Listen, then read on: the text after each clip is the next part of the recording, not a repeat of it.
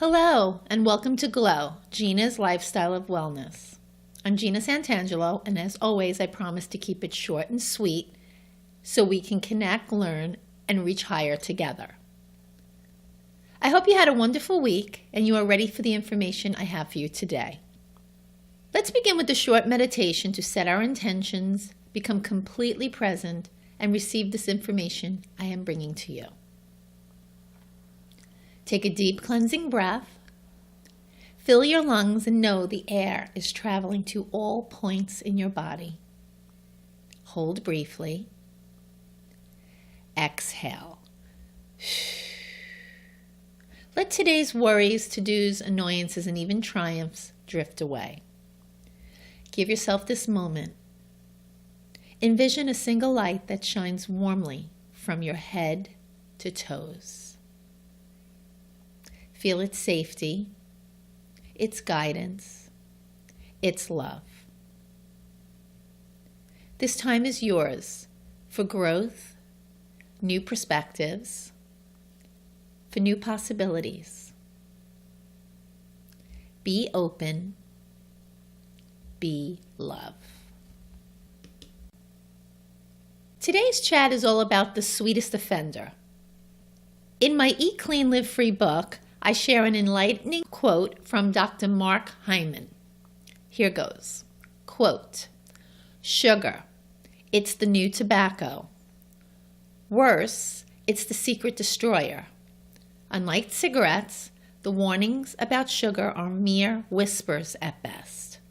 Yet sugar is 8 times more addictive than cocaine.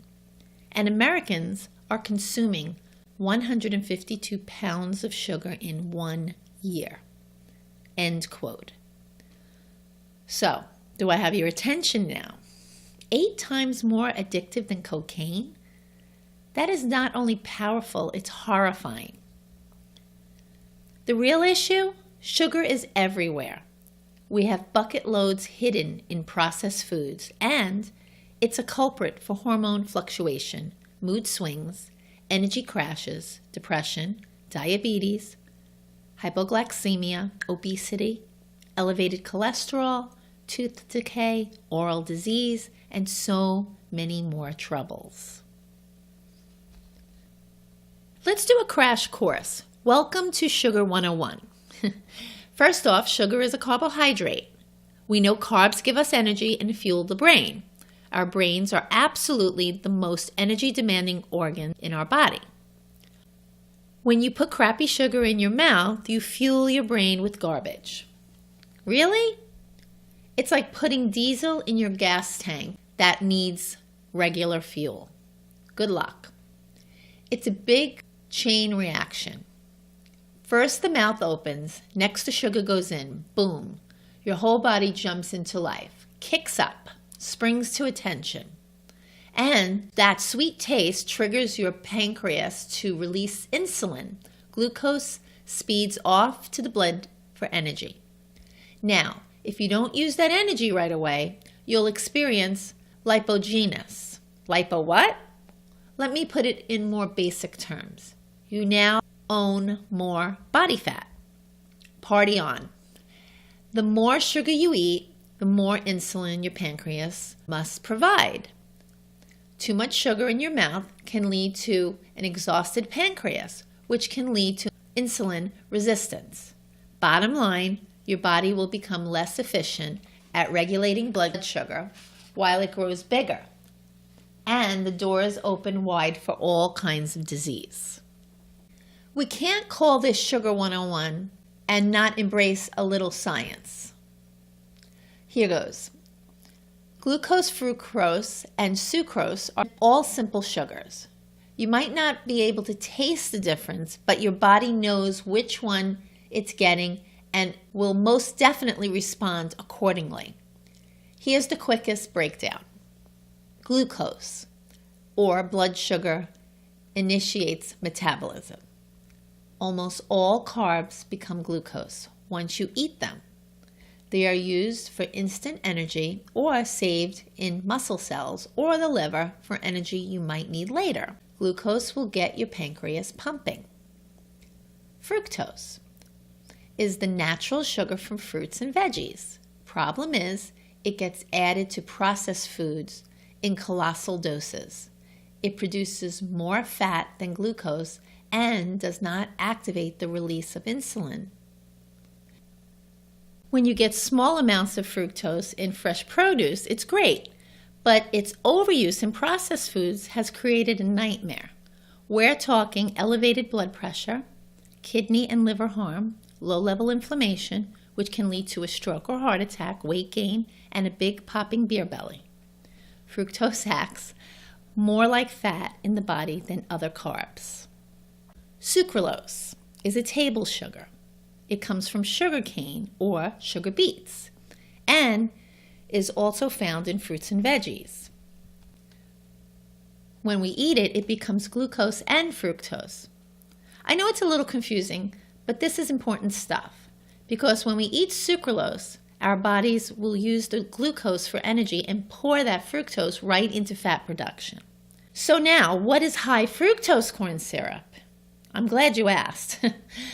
Actually, I have a few very strong descriptive words for HFCS, but I'll try to keep this somewhat tame.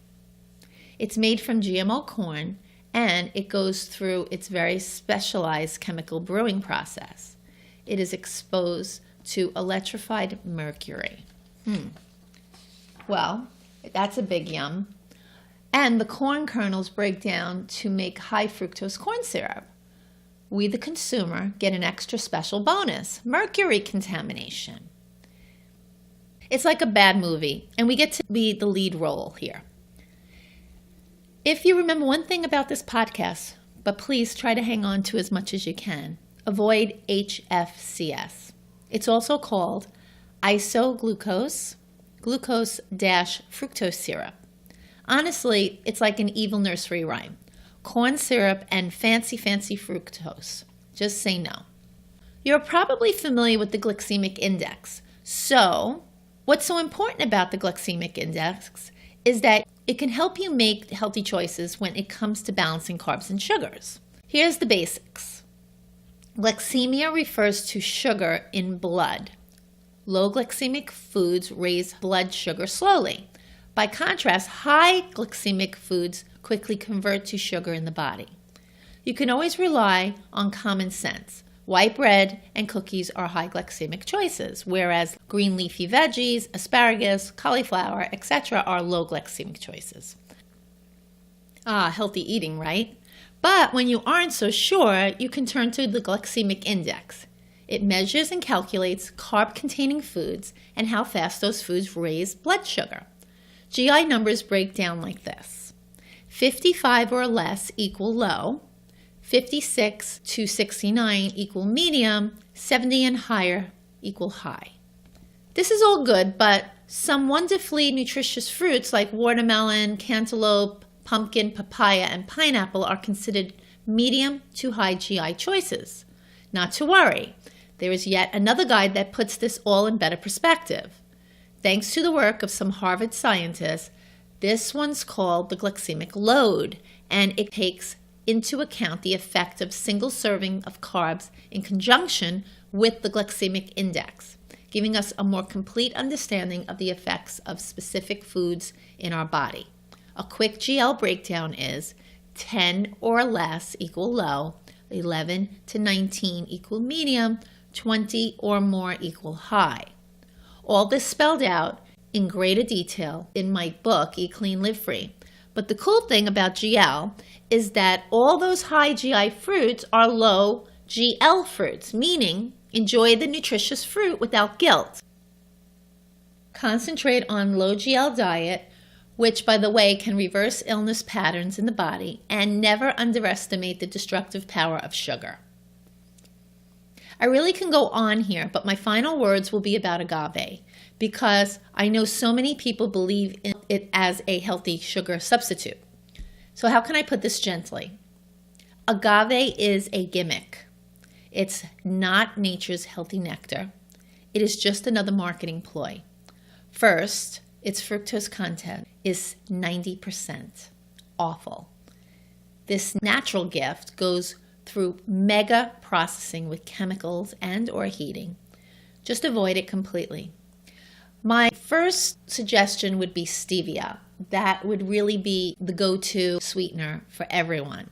But for those who would like a little more, just do it moderately. Consider raw organic honey, pure organic maple syrup, or dried organic fruit when you need a little sweetness. But don't overdo it, because remember, the body will store the fat. So that's a wrap for today, and I hope this leaves you with new considerations. I'd love to hear from you all and know what you're thinking.